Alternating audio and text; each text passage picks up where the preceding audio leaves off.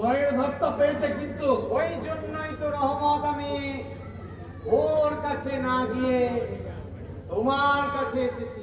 কথাটা বললেন, বললাম এখনো ভেবে দেখুন, বাপের দারিদ্রের সুযোগ নিয়ে মেয়ে কিনতে এসছেন, কথাটা বলবেন কিনা? না না রহমত, দারিদ্রের সুযোগ নেব কেন? তার চেয়েও বড় সুযোগ তো আমার হাতে এসেছে।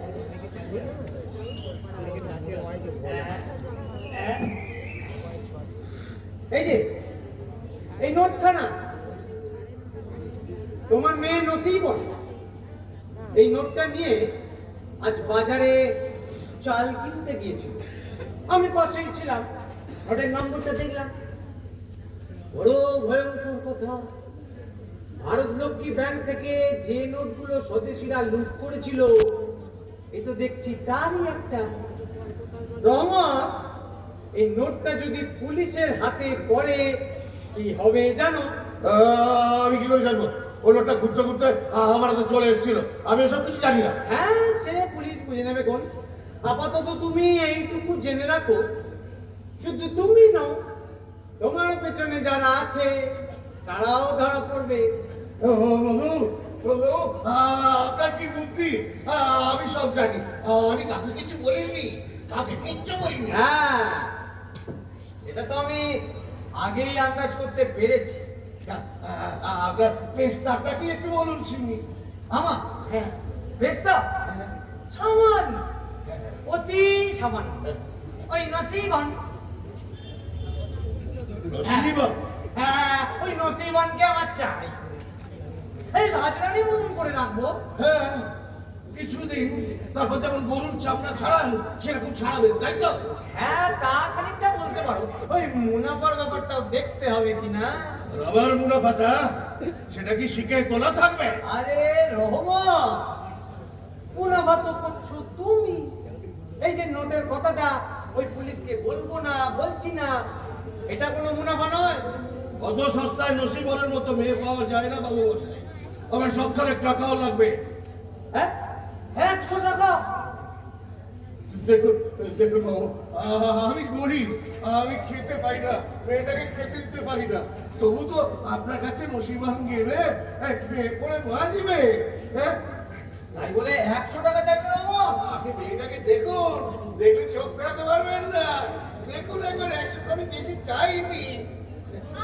এই তো, এই তো, দেখুন দেখুন দেখুন দেখুন, আমি কি 100 বেশি চাইছি? দেখুন না কি সুন্দর দেখতে।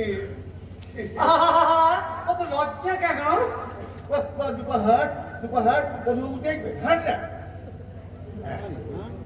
দেহের গড়নটা বেশ ভালো, তাহলে বুঝলে রহমত? 100 তো আমি বেশি চাই। আমি কিন্তু তোমাকে ওই 75 দেখি, আটখানা দেখি, আটখানা দেখি। হ্যাঁ রহমত, হ্যাঁ, আমি তোমাকে ওই 100ই দেবো। আমি এখন ওকে নিয়ে যাই, বুঝলে?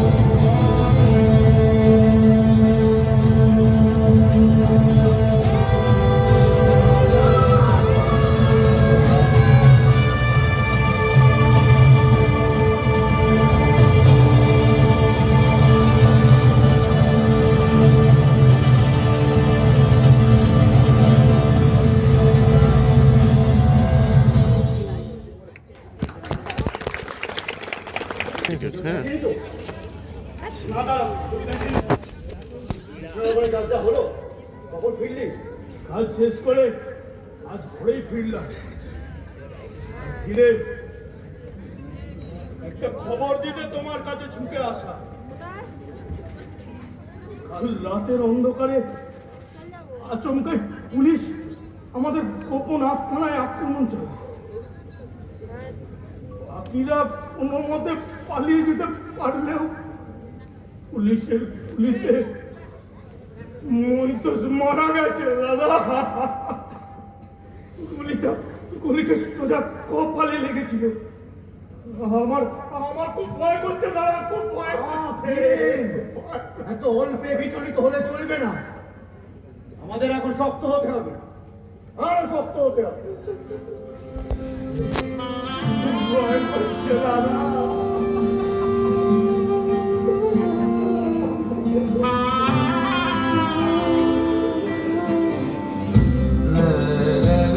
কেউ ধরা পড়ল না, কেবল পুলিশের গুলিতে নিহত হলো মহিতোষ পাল। তোর ছেলেরা ঘর ছেড়েছে, শহীদ হবে দেশ, ছাড়বে দেখে শেষ। বারুদ ভরা স্বপ্ন বুকে, স্বাধীন হবে দেশ রে, স্বাধীন হবে দেশ। ও মা তোর ছেলেরা ঘর ছেড়েছে,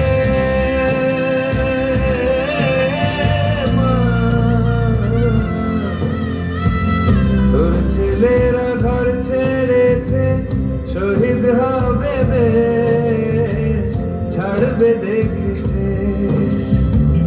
বারুদ ভরা স্বপ্ন বুকে, স্বাধীন হবে দেশ রে, স্বাধীন হবে দেশ।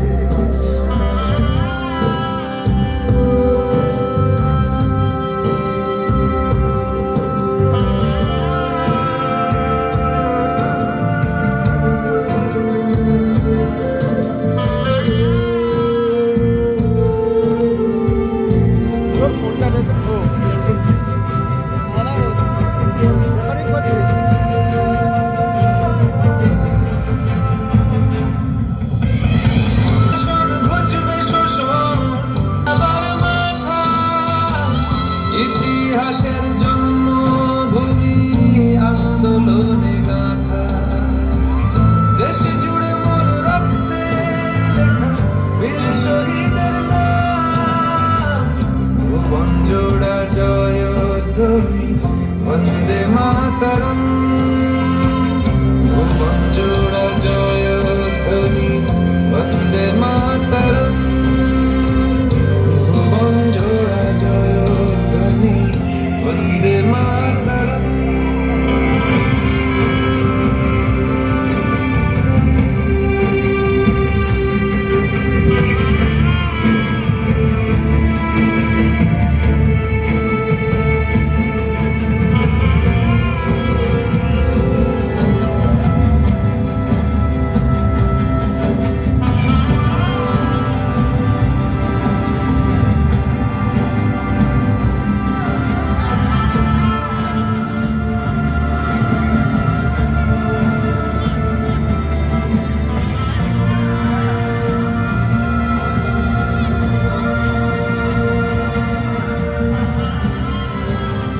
তো ফোনটা দে, আমি তো বাড়িতে ফোন করবো।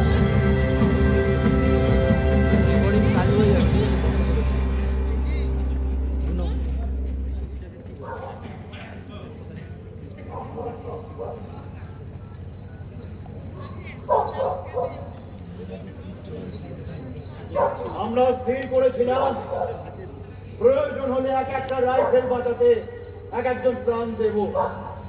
পরশু রাতে হ্যালো, যুদ্ধের সৈনিক হ্যাঁ ভালো লাগছে, আমরা একটু দেখে যাচ্ছি, আর একটু বাকি আছে। রূপান্তরিত করে অমর হয়ে গেছে।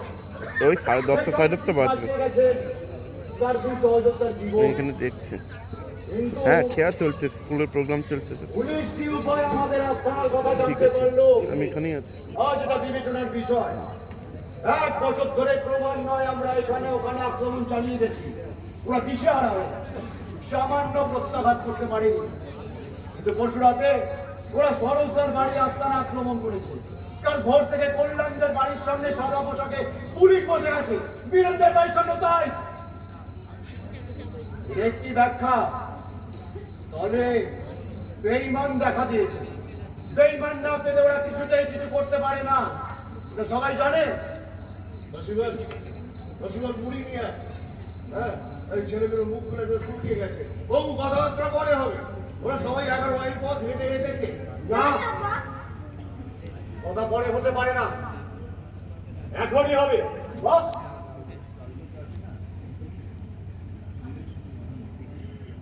কাকা কল্যাণ কিছু বলতে চায়, শোনো, শুনে জবাব দাও।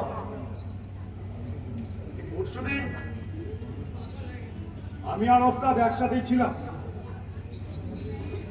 বীরেন গেছিল কৃষ্ণনগর। মানসী রাইফেলগুলো নিয়ে সরোজদার বাড়িতে গেছিল। তুমি কোথায় ছিলে রহমত কাকা? পরশুদিন হ্যাঁ, ওই সকালে গেলাম মহাজনের সাথে দেখা করতে, তারপরে দুপুরে ওই জীবন চৌধুরী খাস মহলের খেতে কাজ করলাম। শেষে না এমন নিরেশ জমি তো আর যে কথা বন্ধ করো। শহরে মহাজনের সঙ্গে দেখা করে এক্ষুনি চলে এলে? হ্যাঁ উকিলের কাছে যাওনি? হ্যাঁ হ্যাঁ হ্যাঁ গেছি গেছি। ওই ওই আমরা কি হলো সেটা জানতে। তবে কেন এক্ষুনি বললে তুমি কোথাও যাওনি? আমার বিস্মরণ হয়ে গেছিল বাবা। সুরেশ উকিলকে তোমার মোকদ্দমার কাগজ দিয়ে এসেছো? হ্যাঁ, না দিলে সে মোকদ্দমা লড়বে কি করে?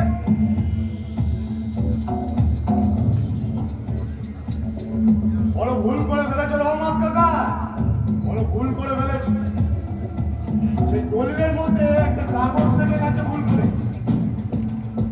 চিঠিটা সেই দলিলের মধ্যেই ছিল। ওস্তাদ, সুরেশ উকিল আজ বীরেনকে সকালে নিজে এই চিঠিটা দিয়েছে। চিঠি কাকে? আমার কিছু মনে পড়ছে না। মানিক সেনকে। আচ্ছা, মালিক সাহেব তো পুলিশ। হ্যাঁ, তাকেই চিঠি লিখেছো তুমি।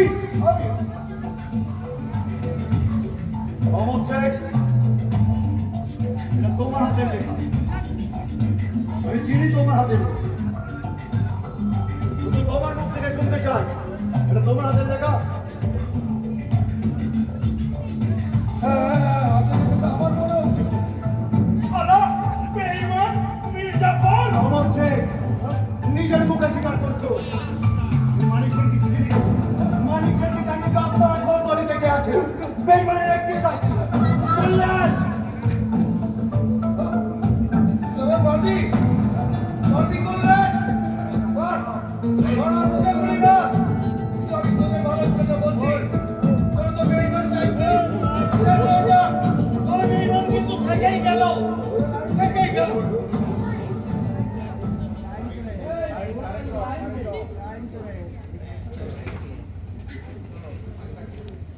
আমার মারবি করলেন, আমার মারবি, মার মার, আমার বুকের গুলি মার। আমি আমার ভালোর জন্য বলছি না, আমি তোদের ভালোর জন্য বলছি। তোরা বেঈমান কিন্তু থেকেই গেল। লড়াই বাঁধাও। রহমত শেখ কি বলতে চায় সেটা শোনা হোক। চিঠিটা ওকে পড়তে দেওয়া হোক। ও তো স্বীকার করেই নিয়েছে চিঠিটা ওরই হাতের লেখা। উনি খালি বলেছেন উনার হাতের লেখাটা নিজের বলে মনে হচ্ছে। ব্যাস, সেইটুকুই যথেষ্ট। না, যথেষ্ট নয়। চিৎকার করে ওকে বিভ্রান্ত করে দেওয়াটা সহজ, কিন্তু তাতে কিছু প্রমাণ হয় না। মানুষের কথা ঠিক। বড় রহমত শেখ, কি মনে হচ্ছে? লেখা আমার, কিন্তু এই চিঠি আমি লিখি। বাহ, না, এই কথার কোনো অর্থই হয় না। কাকা, কাকা এই চিঠি তুমি লেখোনি? না না মা, এই চিঠি আমি কি করে লিখবো? অথচ হাতের লেখাটা তোমার। অবু কোথায় থাকে, রাইফেলগুলো কোথায়, বীরের বাড়ি নাম ঠিকানা, এই সবাই পুলিশকে বলবো কি করে? কি বল? ওস্তাদ, আমার মনে হয় এই চিঠি জাল। চাল হ্যাঁ হ্যাঁ, চল চল, আমি বলছি চল। ও তো সমস্ত কিছু লেখা আছে, ও সব আমি লিখতে পারি না। লিখতে পারো, লিখতে পারো তুমি। যুগল চৌধুরী তোমাকে জমি থেকে উচ্ছেদ করেছে। ঋণের দায় তোমার চুল বিকিয়ে গেছে। টাকার জন্য হয়তো শেষ পর্যন্ত কোনো দুর্বল মুহূর্তে নেই প্রাণের অপুকেও বিকিয়ে দিতে পারো। এমনটাও ঘটে। লিখতে পারি না, ওটা বড় লোকদের খাটে, গরিবদের জন্য এ কথা খাটেন না, খাটেন না, খাটেন না। বীরেন, এই চিঠি বেড়ে কোথায়? সুরেশ উকিলের কাছে। সুরেশ উকিল আজ সকালে আমাকে দিয়েছে। সুরেশ উকিল কেমন লোক? ভালো বলেই তো শুনেছি। বিনা পয়সায় কৃষকদের জন্য মামলা লড়ে। সেটা কোনো প্রমাণ নয়। পুলিশের লোকেরা ওইসব করে জনপ্রিয়তা অর্জন করতে পারে। আমিও শুনেছি তিনি সাচ্চা দেশপ্রেমী। আমি এ ব্যাপারে তদন্ত করতে যাচ্ছি। রহমত শেখ, আমি শহরে যাচ্ছি এ ব্যাপারে খোঁজ খবর করতে। প্রমাণ আমি পাবই। যদি প্রমাণ হয় তুমি বেঈমান, তবে নিজের হাতে তোমায় গুলি করে মারবো। আর যদি বুঝিয়ে যদি যান, তাহলে তোমার পায়ে ধরে ক্ষমা চেয়ে নেব। বিপ্লবের ঝড়ে বহু ত্রুটি বিচ্যুতি ঘটে থাকে। এইভাবে তুমি আমাদের ক্ষমা করবে? তুমি শহরে যেও না বাবু, তুমি শহরে যেও না। আমি তোমার পায়ে পড়ে, তুমি শহরে যেও না। কেন? তোমার বেইমানি ধরা পড়ে যাবে বলে? না, শহরে গেলে ও পুলিশের হাতে ধরা পড়ে যাবে। তদন্তের দরকার নেই, তুই আমাকে মেরে দাও, চালাও গুলি। তোমার মতামতের আর কোনো মূল্য নেই রহমত শেখ। মানুষে লালবাড়ি যাচ্ছে তো? হ্যাঁ ওস্তাদ। বললেন বাবাকে লিখে দিয়েছিস? তুই দিনাজপুর চলে গেছিস? হ্যাঁ ওস্তাদ। ভিড়েন, তুমি চলে যাও আজিমগঞ্জ। বললেন এখান থেকে রাইফেলগুলো সরিয়ে নিতে হবে। রহমত শেখ এখন খুব সন্দেহজনক লোক। তোর জিম্মায় ওই রাইফেল রাখা যায়। নিচ্ছি ওস্তাদ। বেঈমানকে শাস্তি দিতে দেরি করাটা কিন্তু ঠিক হলো না। চলি।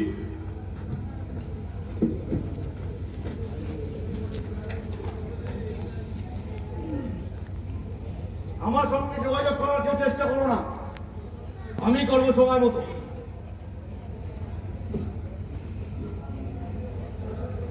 দাদা, মা কিন্তু শেষ দেখার জন্য অপেক্ষা করে আছে।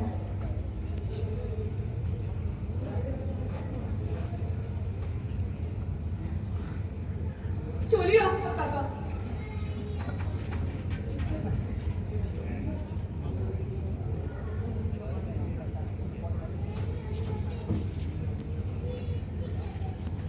বোন,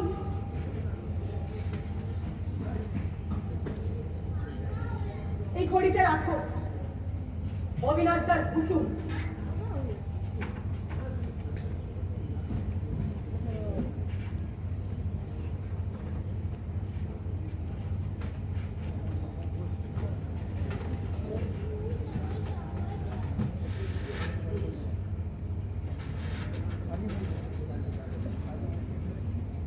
কল্যাণদা, দুটো মুখে দিবি না? না, আচ্ছা, বাবা যদি দোষ করেও থাকে, আমি তো কিছু করিনি বল। বোন, ওই রহমত শেখ আমার নামে চুনকালি মাখিয়েছে, স্বদেশের মুখে কলঙ্ক দিয়েছে, আল্লাহ, বেইমানি করেছে। বোমা থলিটা কাছে কাছে রাখি। পুলিশ এসে বললে অন্তত প্রাণটা নিয়ে পাওয়াতে পারবো। পুলিশ পুলিশ এখানে আসবে কেন? কেন? পুলিশকে খবর দিলে আসবে না? রহমত কাকা, পুলিশকে খবর দিয়েছো তুমি? তোমার কি মনে হয় বাবা? আমি আর কিছু ভাবতে পারছি না। গত 6 মাস একটা রাতও ঘুমোতে পারিনি। রহমত কাকা, যদি বেইমানি করেও থাকো এখনো বলো। আরো সর্বনাশ হওয়ার আগে বলো কথা, বলো। তুই আমার মাথা কোলে মাথা রেখে শুয়ে থাক বাবা, তুই বড় ক্লান্ত। আর কত সময় এই শরীরে?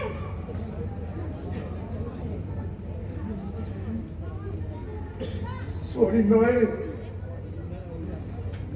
মন। তোদের উপর যা বিশ্বাস, তা যদি ভেঙে যায়, তোদের উপর যা আশ্বাস, তা যদি ভেঙে যায়, তাহলে যে নিচে আমার এটা পড়ে কোথাও গেছে, দাঁড়াবার ঠাঁই নেই রে। টুপিটা পড়ে গেছে। স্বাধীন ভারত মানে কৃষকদের ভারত, শোষণহীন ভারত। আর তোরা হলি সেই ভারতের সৈনিক। আমার সে বিশ্বাসটা কি ভেঙে যাবে আমার কাকা? ব্রিটিশের দালাল ওই জমিদারের হৃৎপিণ্ড উপড়ে এনে তোমরা প্রতিষ্ঠা করবে স্বাধীন ভারত। আর আর তার জন্যই তো রাইফেল জোগাড় করা। আমার সে বিশ্বাসটা ভেঙে দিও না রহমত কাকা। রাইফেল গুলো কোথায় বলো? ঘরে গেছে দাদা, কোনো চিন্তা নেই। ঠিক জায়গায় রাখা আছে, তুমি নিশ্চিন্ত থাকো।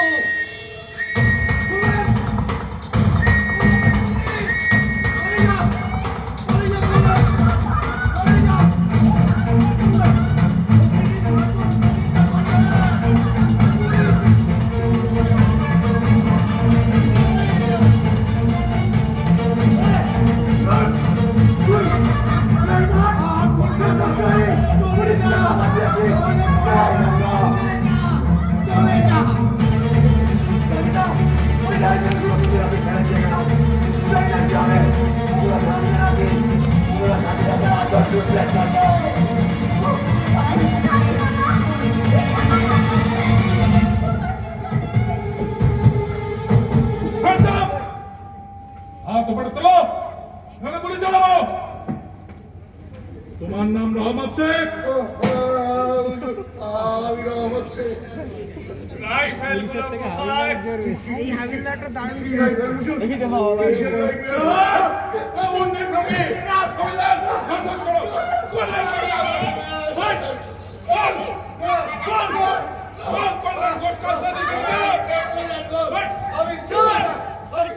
কল্যাণ ঘোষটা ধরা যায়নি স্যার, কিন্তু আহত হয়েছে, ধরা পড়ে যাবে।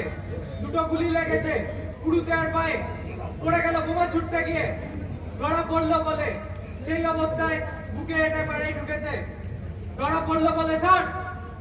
স্যার একটা মরণ স্যার, সালা জিপটা টেনে ছুঁড়ে দে, সালা অবিনাশের দোষর আমার খোঁজ না বন্ধ করে যে মর মর মর।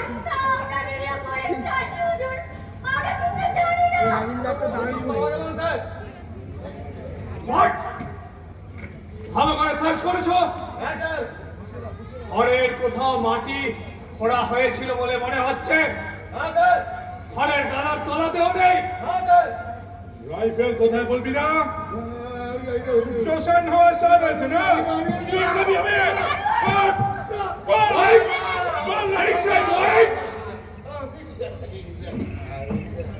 কি করছে ওল্ড ম্যান রহমত শেখ? ওঠো।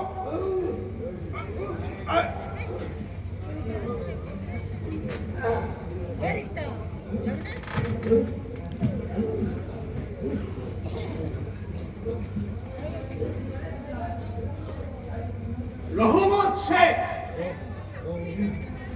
তুমি গরিব মানুষ, দেশ সেবা করা বড় কথা আমি জানি,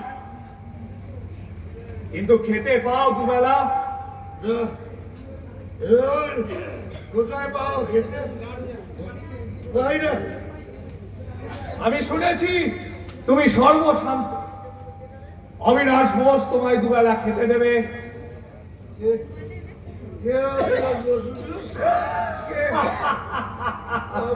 রহমত শেখ, তোমার মেয়েটির নাম কি?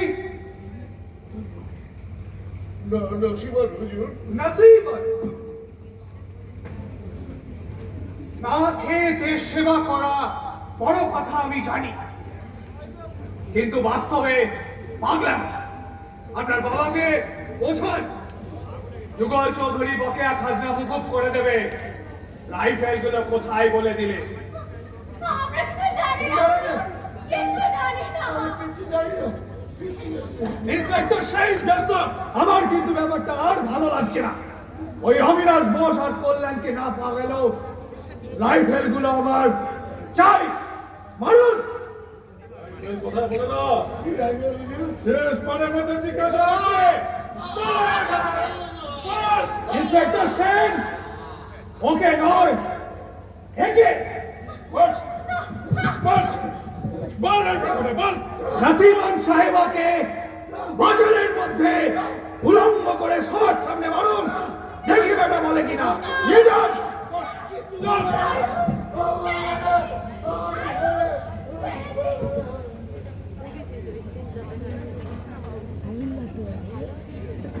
চৌধুরী, বলুন স্যার। দারোগা বললেন না যে কল্যাণ ওকে হেঁটে পাড়ার মধ্যে ঢুকেছে? হ্যাঁ স্যার। ওকে আর পাওয়া যাবে না। সবাই মিলে ওকে আগলে রাখুন। আপনি একটা কাজ করুন, পুরো গ্রামটায় আগুন জ্বালিয়ে দিন।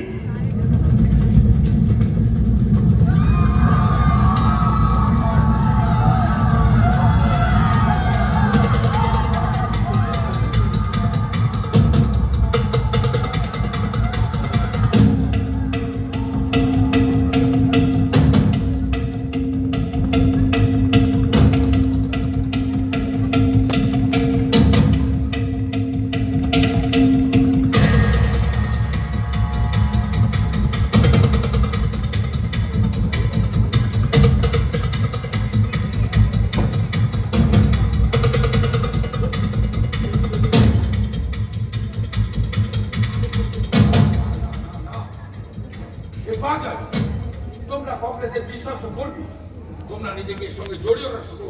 কথাটা শুনুন ভবানী বাবু, ছেলেটার মুখ পুড়ে গেছে, বোমা তুলেছিল, হাতে ফেটে গেল, সেই অবস্থায় 200 গজ বুকে হেঁটে আমাদের কেন এসে ঢুকলো? আর এরা সন্ত্রাসবাদী দস্যু, এরা এরকমই হয়। এর সাথে আমাদের কোনো সম্পর্ক নেই, থাকতে পারে না। তুমি কি চাও? তুমি কি চাও কংগ্রেসের উপর আক্রমণ নেমে আসে? কংগ্রেসকে বাঁচাবার জন্য ওই রক্তাক্ত তো ছেলেটাকে ঘরের দরজা থেকে ফিরিয়ে দেবে?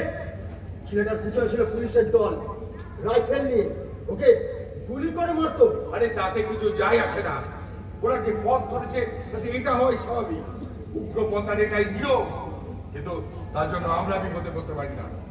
তুমি তুমি রাজনীতি বোঝো না শুভ। তুই কি এরকম রাজনীতি বুঝি না, তবে স্বচক্ষে দেখেছি জমিদার যুগল চৌধুরী পুলিশকে পথ দেখিয়ে নিয়ে আসছে। আরো দেখলাম যুগলের সাথে গায়ে আগুন দিল ইংরেজ পুলিশ। রাজনীতি বুঝতে আর বাকি নেই। তার মানে কি বলতে চাও? আপনি নিজে আমাদের শিখিয়েছিলেন খাজনা বন্ধ কর, জমিদার হচ্ছে ইংরেজের দালাল। আজ আবার সেই আপনি গায়ে গায়ে ঘুরে ঘুরে বেড়াচ্ছেন খাজনা দাও জমিদারকে, গান্ধীজির হুকুম। অথচ ওই সোনার টুকরো ছেলেটাকে জমিদার মারতে যায়। ব্যাপারটা শোনো শুভ, আমাদের মধ্যে যা বিরোধ তা আমরা আলোচনা করে নিষ্পত্তি করে নেবো, কিন্তু নিজেকে সঙ্গে জড়িও না, পুরো সংগঠনের উপর আক্রমণ নেমে আসবে। আচ্ছা, ছেলেটা কে চিনতে পারলে? না, কখনো দেখিনি, তার উপর মুখটা পুড়ে গেছে।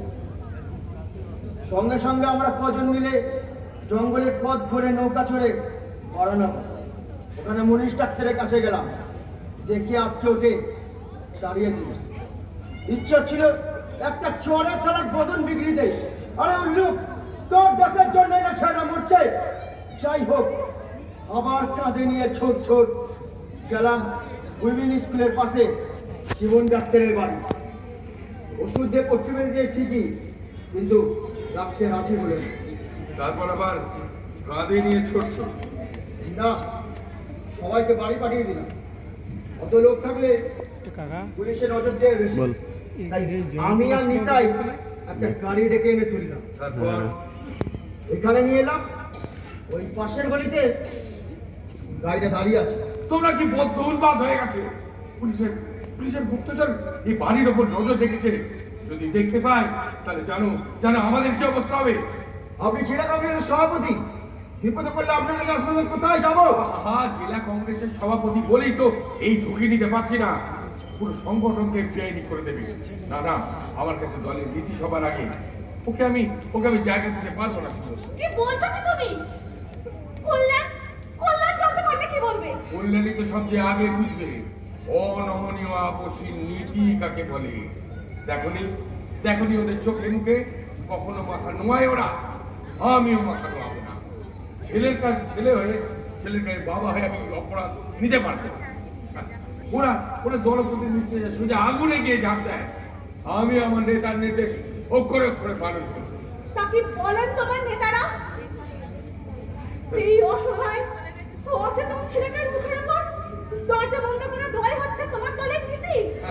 দরদ দেখাবার আগে ভেবে বিবেচনা করে। ওরা কিন্তু কোনো বিবেচনা না করে দেশের কাছে ছাড় দিয়েছে। না না, শুধু ওকে আমি জায়গা দিতে পারবো না। আমায় ক্ষমা করো। আমার কাছে দলের নীতি তথা কংগ্রেসের সুরক্ষা সবার আগে। আমাকে যদি এর সাথে দেখে ফেলে, আমার এই জেলায় পুরো কংগ্রেসকে একবারে বেআইনি করে দেবে। আমাদের স্বেচ্ছাসেবক বাহিনী, যুব দল সব এক ধাক্কায় বেআইনি হয়ে যাবে। না না, একটা ছেলের প্রতি ও বিবেচকের মতো মায়া দেখাতে গিয়ে আমি হাজারটা ছেলেকে যাবি ওদের।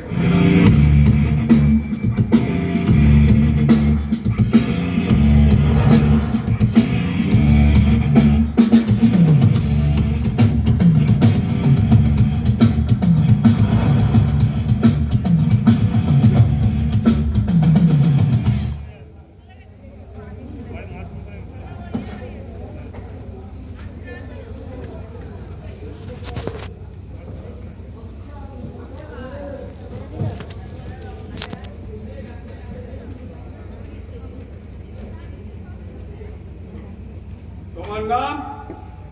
সুবোধ গাইন। তোমরা শীতলা খাকার অধিবাসী?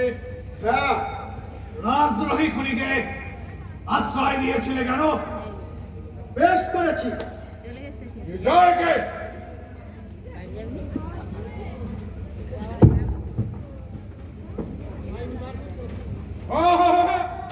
ওরা কি করলেন?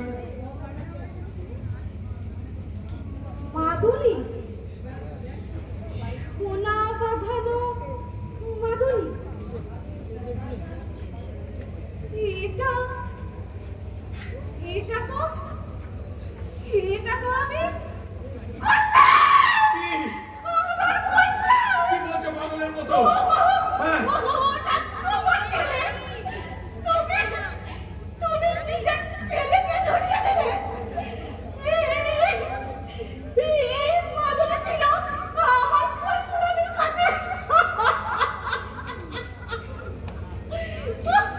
আপনারা কি বলতে চাইছেন? যে আপনারা জানতেন না যে ও কল্যাণ ঘোষ? আজ যেন বুঝতে পারছি এরা সবাই আমার সন্তান। ভবানী বাবু সাহেব আপনার কর্তব্য দেখে অত্যন্ত ভীত হয়েছেন। আপনি যে নিজের ছেলেকেও অকাতরে সরকারের হাতে তুলে দেন, এটা দেখে সাহেব আপনাকে আন্তরিক ধন্যবাদ জ্ঞাপন করছি।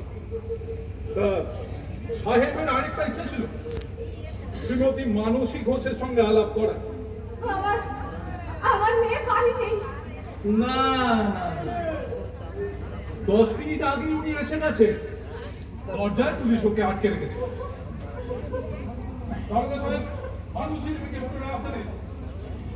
বোঝেনি তো গ্রেপ্তারের সময় বাড়ি ফিরে রাখার নিয়ম আছে, তাই ওকে ঢুকতে দেওয়া হয়। স্যার, দিস ইজ মানসী ঘোষ। মানসী, এসেছো না? কি হয়েছে? তোর দাদাকে ওরা ধরে নিয়ে গেছে। কেঁদো না মা, দাদার অকল্যাণ কোথায় গিয়েছিলেন মানসী ঘোষ? বন্ধুর বাড়ি পড়তে। তা বন্ধুর বাড়িটা কোথায়? ডিটেনশন ক্যাম্পের পাশে। আপনার বাহাতখানা দেখে চিয়ারি সারু হাত কবজির মাঝখানা দেখো দিদি, আর কিছু না। মানে আজ দুপুরে শীতলা থাকার বাজারের মধ্যে রহমত শেখের মেয়ে নাসিবুনকে উলঙ্গ করে চাবুক মারা হয় সন্ত্রাসবাদীদের সাহায্য করার অপরাধ। মানে আর পরনের কাপড়খানা খুলে নিতেই এই জিনিসটা বেরিয়ে পড়ে।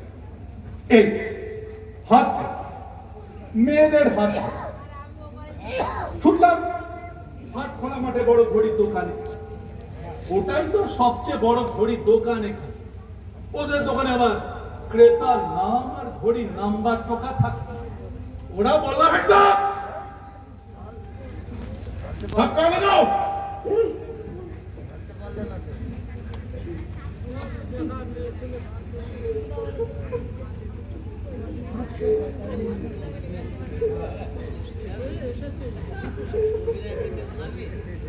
এবার বলুন মানসী ঘোষ, অবিনাশ ঘোষ কোথায়? আপনাকে কুকুরের মতো মারার জন্য প্রস্তুত হচ্ছে। রাইফেলগুলো কোথায়? যে খুঁজে দেখুন কোথায়। থাপ্পড়ে দাঁতটা ফেলে দেবো। তুই চুপ কর। ব্রিটিশের পোশাক কুকুর দেখতে পাচ্ছিস না? তোর ওপরওয়ালার সাথে কথা বলছি, তোর কুকুরের সঙ্গে নয়। মিস ঘোষ, আপনি বড্ড বেশি। আপনাদের মতো মেয়েদের ভাঙবার বহু সহজ উপায় আমার জানা আছে, সেগুলো প্রয়োগ করতে আমাকে বাধ্য করবেন না। কিসের ভয় দেখাচ্ছেন মেজর ইব্রাহিম?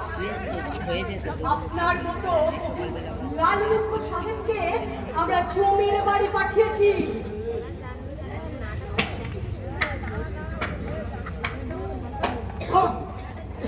ইনি তো একবারে দেখছি কল্পনা দত্ত। চন্দন, আমার পল্টনে কজন সেপাই 8 জন হুজুর নিয়ে যাও।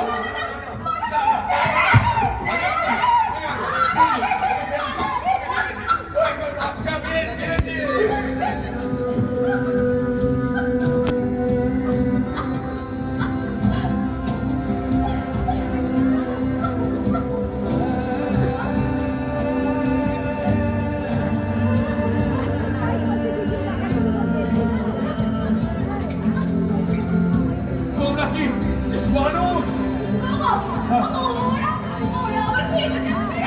জানি না, জানি না, জানি না, জানি না।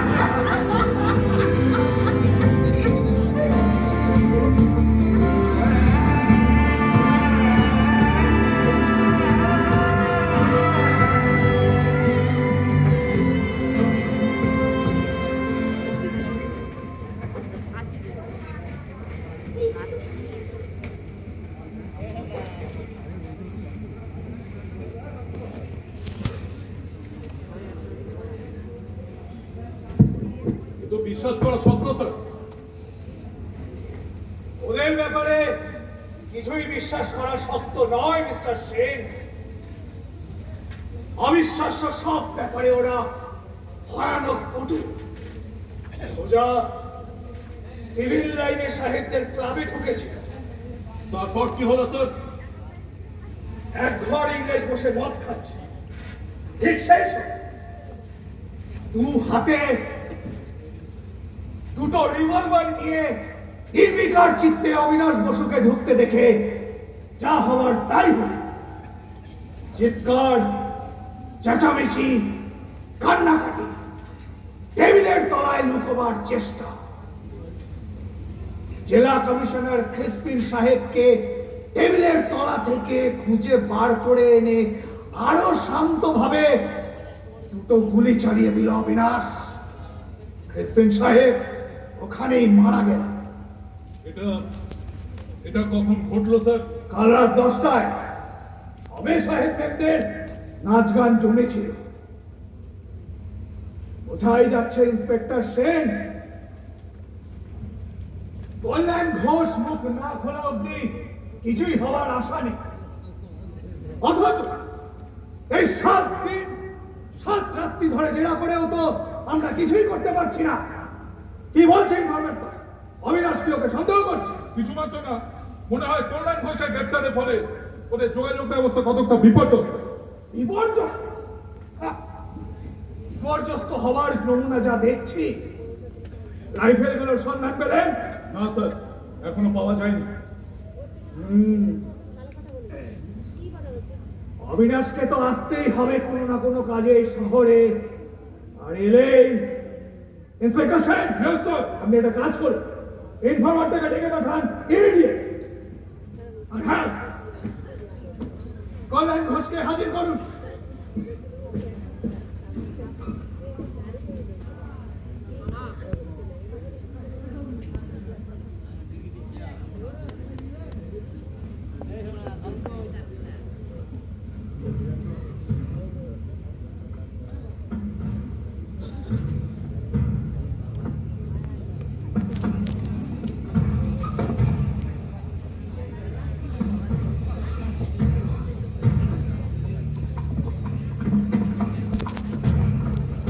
কল্যাণ ঘোষ আমার কথা শুনতে পাচ্ছে? একটি মাত্র প্রশ্ন আমাদের, রাইফেলগুলো কোথায়? 7 দিন ধরে আপনি কোনো জবাব দিচ্ছেন না। আমার যে বড় বড় কষ্ট হচ্ছে। এই,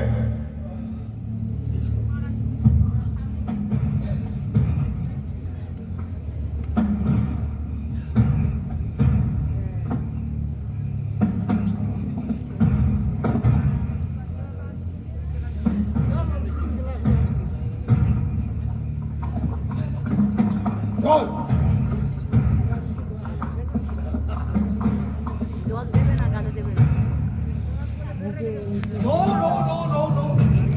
আগে বলুন রাইফেলগুলো কোথায়, তারপর জল খেতে পাবে। রাইফেল কোথায়? কোথায় rifle? What do you have to say? I have nothing to say. Dress like you. ওদের মতো চোরের বাচ্চাকে কিচ্ছু বলার নেই।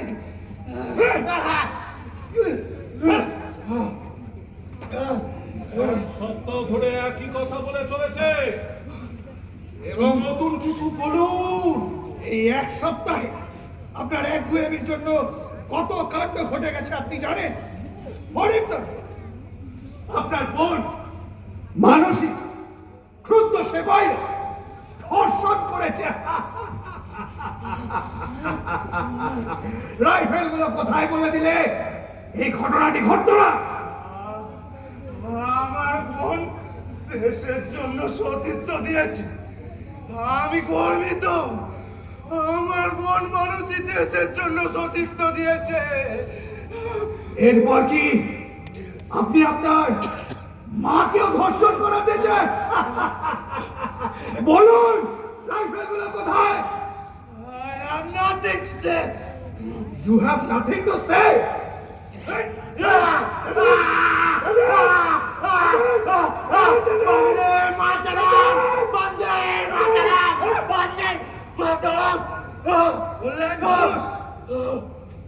আপনার বিরুদ্ধে আদালতে কি কি চার্জ আনা হবে আপনি জানেন?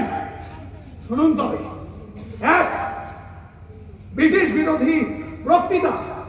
2, আর্নেট হত্যা। 4, 3, হার্ডিং হত্যা। 4, আর্নেট হত্যা। 5, রাইফেল চুরি। 6, বোমা তৈরি। 7, ওর মধ্যে ইনগ্রাম হত্যাটা নেই বলে আমি দুঃখিত। আপনার আর অবিনাশের বিরুদ্ধে এতগুলো অভিযোগ যে ফাঁসি অবধারিত, সাক্ষীও মজুদ আছে। এখন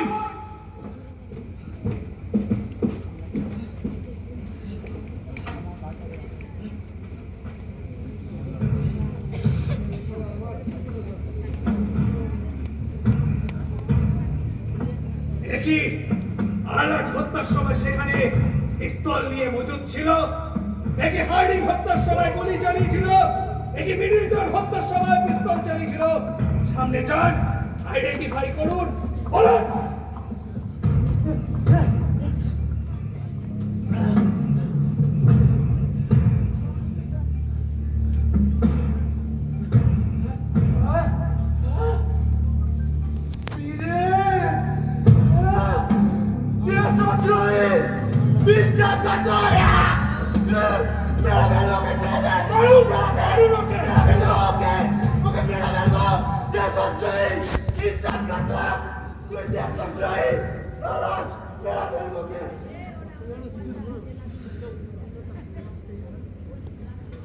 কোনো খবর আছে?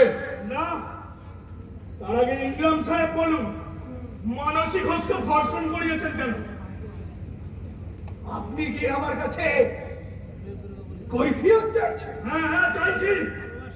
আপনার মতো এরকম ঘৃণ্য বেঈমানকে কৈফিয়ত দিতে আমি রাজি নই। ও, এই জন্যই কি গোপন আস্থানার সন্ধান দিয়েছিলাম? এই জন্যই কি রহমত চাচার বাড়ি গোপন সভার কথা জানিয়েছিলাম? রহমতকে চাই চিঠি দিয়ে ফাঁসিয়েছিলাম? মানসিক ধর্ষণ করিয়েছে। ও মানিক সিং কথা দিয়েছিলেন ওনার গায়ে হাত দেওয়া হবে না। ওরে অপমান আমি সইতে পারবো না। আমরা প্রমাণ পেয়ে গেলাম যে উনি বিপ্লবী দলের সদস্য। এবার আপনার বুকে ওর জন্য কতখানি প্রেম টক করছিল সেসব তখন পরিমাপ করা কি সম্ভব? জাতীয় সব ছাড়ো, অবিনাশের কোনো খবর আছে? না, আমি কি এখন যেতে পারি? আপনার জুতোয় কাদা লাগলো কি করে? আপনার তো ঘরে থাকেন না। কি দাদা, আমি একটু বেরিয়েছিলাম। কোথায় গিয়েছিলেন? গার্লফ্রেন্ডে সাথে? না না না না বীরেনবাবু, এসব হচ্ছে আপনার বিপ্লবী অতীতের ছোঁয়াটি। মানে কি সব বলছেন আপনারা? ও কাদা তো নদীর কাদা, তা ভাগীরথীর গর্বে নামতে গেলেন কেন? না না, বিশ্বাস করুন আমি যাইনি। আগুন নিয়ে খেলছেন বীরেনবাবু। এখন আপনি সম্পূর্ণ আমাদের হাতের মুঠোয় জানেন। বেইমানি করেও যদি বাঁচতে না পারেন, ধরুন আপনাকেও যদি চার্জশিট বানিয়ে আদালতে দাঁড় করিয়ে দিই। আপনি কথা দিয়েছিলেন তা করবেন না। পুলিশের কথা বিশ্বাস করতে আছে? সত্যি কথা বলুন, তাহলে এক্ষুনি নিয়ে গেছে করবো। বলছি বলছি বলছি আসলে ব্যাপারটা হয়েছে কি, আজ মানসিক খবরটা পেয়ে আমি এত বিচলিত হয়ে পড়েছিলাম যে আজ বিকেলে অবিনাশদার খবর পেতেই আমি ছুটে চলে গিয়েছিলাম তার সাথে দেখা করতে। হ্যাঁ হ্যাঁ, কি কথা হলো? অবিনাশদা কাল রাতে আমাদের বাড়ি আশ্রয় নেন, ভোর হলেই চলে যাবে। চলে যান? হ্যাঁ,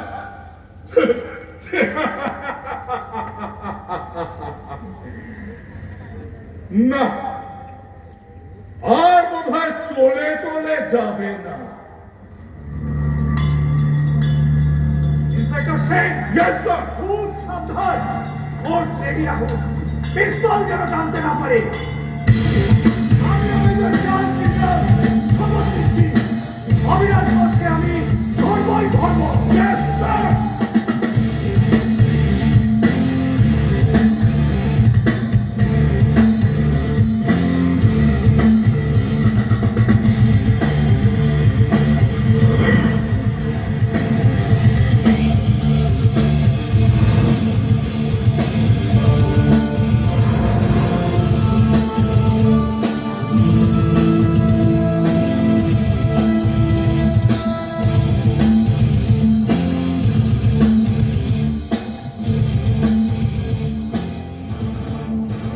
সত্যি বলছিস? আসবে? আজ রাতেই আসবে? এখনো আসছে না কেন? হ্যাঁ মা, আসবে আসবে, চিৎকার করে না তো। এখানে আসার ওর কোনো বিপদ নেই? না নেই, প্লিজ তো আমাকে সন্দেহ করেনি বলেই মনে হচ্ছে। হ্যাঁ রে, অবিনাশকে ওরা খুব মারছে না রে? ওর শরীরটা একদম ভেঙে গেছে। হ্যাঁ, রাত জাগা, চোখে মুখে কালি পড়েছে।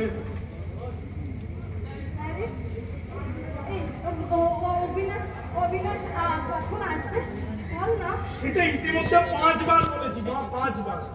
ওরম করছিস কেন? আসবে আর বলেছে যে বলিস মাকে প্রণাম করতে আসছি। তা ওদিকে সব তৈরি তো? আরে বাবা হ্যাঁ, সব তৈরি, তাই তো বলছি এখনো আসছে না কেন? এ মা, এ তো ঘড়ি ধরে বেড়াতে আসা নয়, অন্ধকারে পুলিশের নজর এড়িয়ে তবে না আসবে। পেটে না ধরলেও আমি তো ওর মা। হ্যাঁ হ্যাঁ, জানি জানি, সবাই জানে। এখন যাও তো।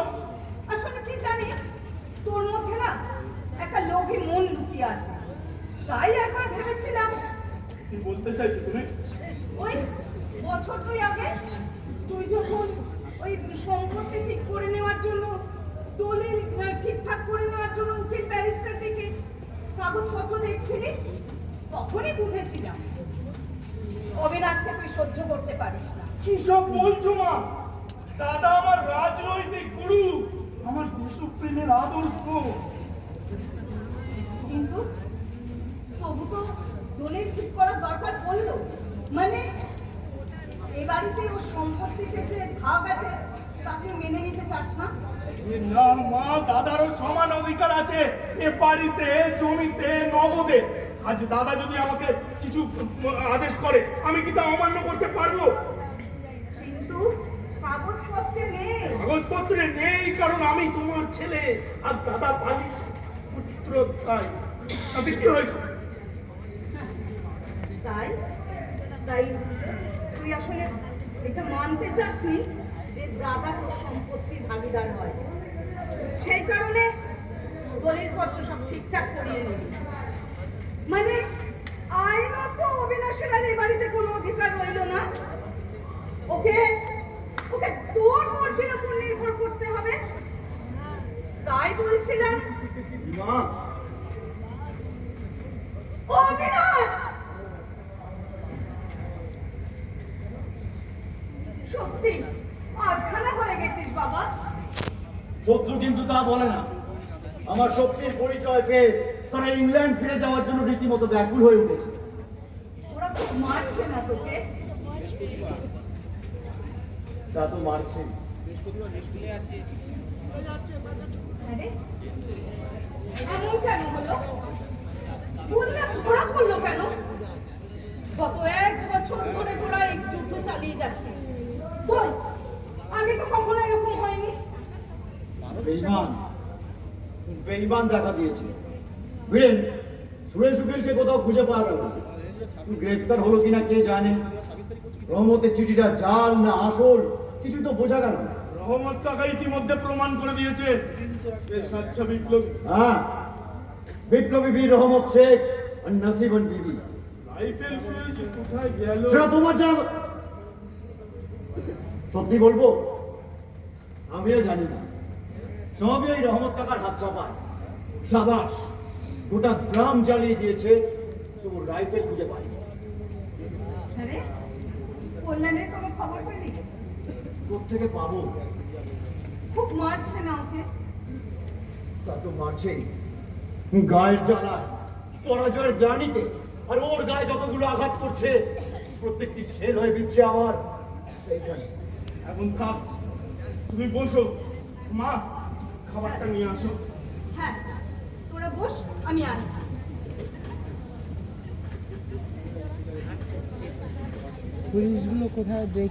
পাহাড়ায় কে আছে বাইরে? বড় রাস্তার মোড়ে সুজয় আর গলির পাশে স্বপন। এরা সব ভালো ছেলে তো, কলেজের সেরা ছেলে। মানসিকে ওরা ধর্ষণ করেছে। খবরটা পেয়ে তোর মুখখানা প্রথমে মনে পড়ে গেল। তোদের ভবিষ্যৎটা নিয়ে আমি স্বপ্ন দেখতাম জানিস। তুই আর মানসী হাত ধরা ধরে করে চলে যাচ্ছিস একটা মেঠো পথ ধরে দূরে কোথাও একটা। শরতের হলুদ আলো এসে পড়েছে স্বাধীন ভারতের শ্যামল মাঠে। দেখছিস, আর একটু হলে তোদের কিনে আমি কবিতা বার্তা। কিরে, তুই মানুষের জন্য অপেক্ষা করবি তো? কথা বলছিস না যে? নিশ্চয়ই করবো দাদা। অপেক্ষা করিস। জানিস ভিড়ে, মাঝে মাঝে ভাবি আপনার কোনো শেষ নেই। একক বিরক্তে কোনো লাভ নেই। যতীন মুখার্জি, ক্ষুদিরাম, কানাইলাল এরাও পারেনি। আমরা কে? চাই গণফৌজ, তাদের হাতে চাই রাইফেল, চাই দীর্ঘস্থায়ী যুদ্ধ। এছাড়া কোনো পথ নেই। আর চাই নিধন। এই দেশটাকে স্বাধীন করতে যারা জীবন দিয়েছে তাদের বলিদানকে ব্যর্থ দিলে চলবে না। আজ নয় তো কাল দেশ স্বাধীন হবে। কিন্তু আজ যারা ওই ব্রিটিশ শাসকের গোলামি করছে, সেই জমিদার, মালিক, গুপ্তচর প্রত্যেককে শেষ করতে হবে। নয়তো কাল তারাই থেকে যাবে ওই অন্য কোনো শাসকের গোলাম হয়ে। তাই বলছি, আরে এ কি করেছো কি মা? এত খাবার? অবশ্য থেকে লোভও হচ্ছে। আরে খা, আপনারা খাই না। আরে খা, খা। অবাক আবার করে খেতে পারবি কে জানে। দাদা, তুমি খাও, আমি বরং বাইরে একটু দেখে আসি। এ কথা জিজ্ঞেস করা যায় না জানি। আছে কোথাও না দূরে যা। আমি বলিলাম, যেখানে নাম, যেখানে সকল বিশেষ পরিচয়। ও বাবা গো, একটা কিচ্ছু জিজ্ঞেস করার জন্য। রাতের খাবারটা খেয়ে নিচ্ছে, এই তো খেতে হবে। ফিরে আমি আসবোই মা। হয় স্বাধীন দেশের নাগরিক হয়ে, চিন্টু দেখছেন, নয়তো স্বাধীনতার স্বপ্ন হয়ে। খাবার তুলুন। একদম নড়াচড়ার চেষ্টা করবেন না। পুলিশ পুরো বাড়ি ঘিরে নিয়েছে। ওকে খাওয়াটা শেষ করতে দিন মানিক বাবু। মাথা খারাপ। কতক্ষণে ওকে গাড়োতে পুড়তে পারি, এখন সেটাই একমাত্র চিন্তা। ওর হাতে অস্ত্র থাকলে ওকে ধরতে পারতেন। দলে বীরেনের মতন বেঈমান না থাকলে ওকে ধরতে পারতেন। এই, উঠে আসো, নিয়ে যাও। মাকে একটা প্রণাম করতে পারি?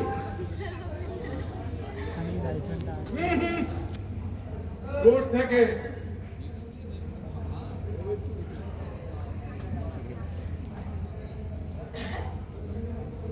আমি চলিলাম যেথা নাই নাম, যেখানে পেয়েছে লয় সকল বিশেষ পরিচয়, নাহি আর আছে এক হয়ে যেথা মিশিয়াছে, যেখানে অখণ্ড দিন আলোহীন অন্ধকারহীন আমার আমির ধারা মিলে যেথা যাবে ক্রমে ক্রমে পরিপূর্ণ চৈতন্যের সাগর সঙ্গমে। চললে যেখানে অক্ষয় তোমার নাম, যেখানে মৃত্যুহীন তোমার পরিচয়, চুপ চুপ ধরে দেশের সামনে তুমি অসরি সবকে, তোমায় দেখে আমার বিস্ময়ের সীমা নেই। আমি কৃতার্থ, আমি স্বার্থ, আমি পূর্ণ। জীবনের মা হয়ে আমার যে কলঙ্ক, সে কলঙ্ক মুছে দিয়ে গেল পরের ছেলে অবিনাশ।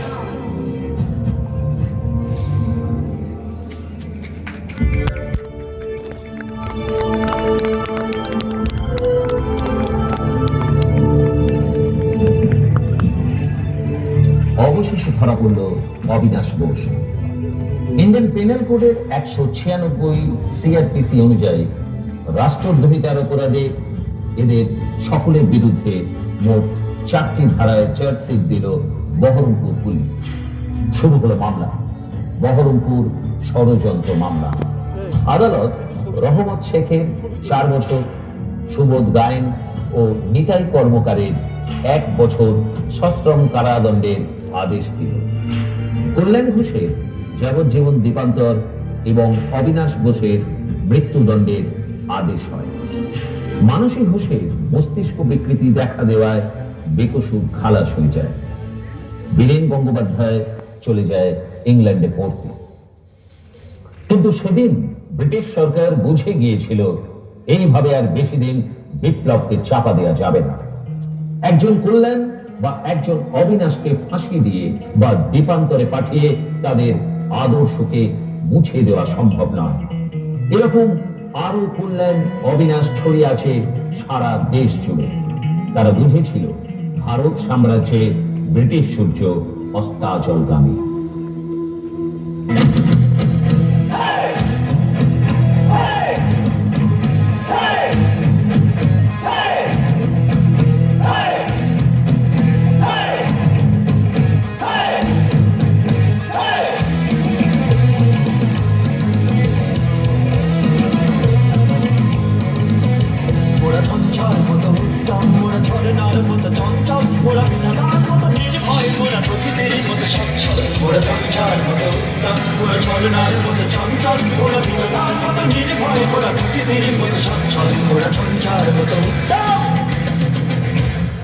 আকাশের মতো বাধাহীন মনুষ্য চলবে তুই, আকাশের মতো বাধাহীন মনুষ্য চলবে তুই।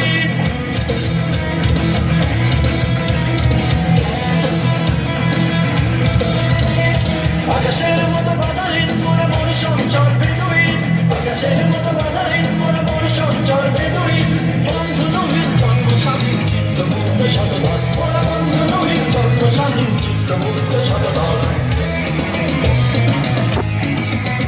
মোরা ঝঞ্ঝার মতো উত্তম, মোরা ঝরনার মতো চঞ্চল, মোরা বিধাতার মতো নির্ভয়, মোরা প্রকৃতির মতো সচ্ছল। মোরা ঝঞ্ঝার মতো উত্তম, মোরা ঝরনার মতো